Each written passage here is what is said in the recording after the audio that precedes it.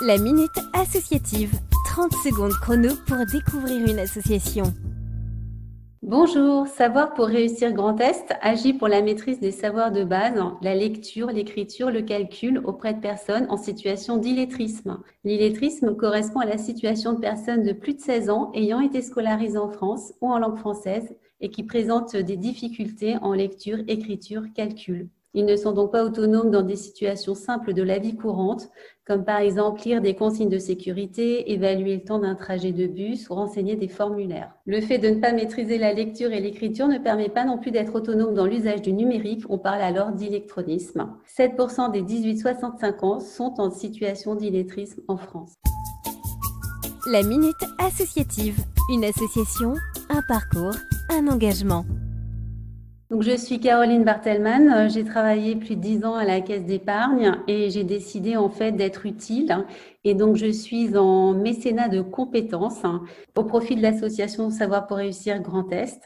Et donc, mon rôle est de donner une visibilité à l'association, de nouer des partenariats, par exemple avec les missions locales, l'EPID. C'était une grande fierté pour moi de rejoindre l'association et de mettre à profit mes compétences parce que dans cette situation de crise également, il y a une progression des personnes en décrochage ou en difficulté. Et donc, c'est un problème contre lequel il faut apporter des solutions.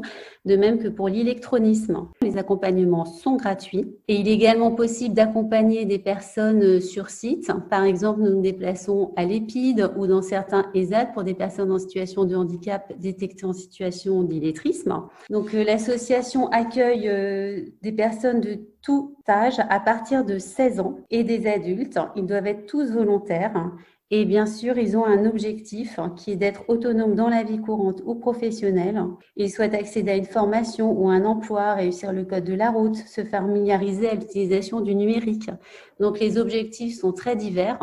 Mais depuis 2008, date de création de l'association, plus de 1500 personnes ont progressé, ont été accompagnées. Et parmi ces 1500 personnes, près de 60% ont obtenu des réussites concrètes vers une insertion professionnelle ou éducative. La Minute Associative. Le bon geste associatif, comment pouvons-nous vous soutenir ? Pour soutenir l'association Savoir pour réussir, en fait, nous cherchons forcément des bénévoles qui seront formés par nos chefs de projet. Il faut savoir que nous organisons des binômes avec un apprenant et ces binômes se font en fonction des affinités.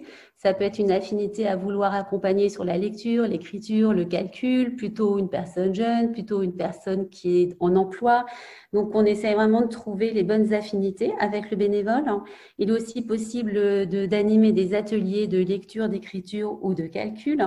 En 2021, suite à un partenariat que nous avons noué, nous serons à la recherche de bénévoles qui ont le souhait d'accompagner des personnes en situation de léger handicap mental, en situation d'illettrisme.